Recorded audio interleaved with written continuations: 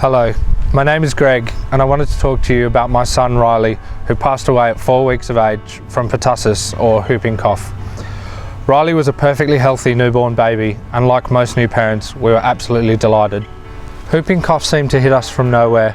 What started out as a small cough rapidly deteriorated into a devastating disease that saw my son hooked up to multiple lines, tubes and ultimately having heart failure.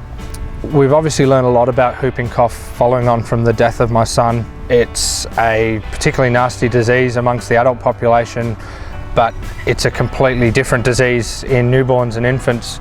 We watched my son go from a perfectly healthy baby on day 1 to day 5 where he was suffering from significant breathing difficulties.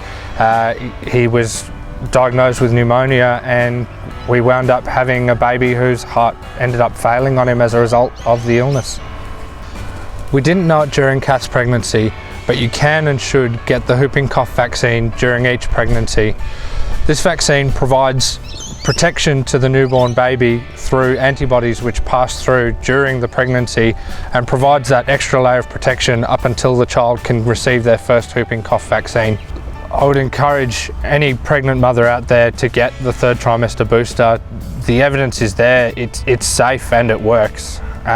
This has been shown in the US and the UK and I can't stress that fact enough. This is a safe vaccine. Watching Riley suffer from the disease that ultimately took his life is something that will remain with Catherine and I for the rest of our lives. I urge all health professionals to please offer your pregnant patients this 3rd trimester vaccine. It's available for free and it provides them the greatest level of protection possible.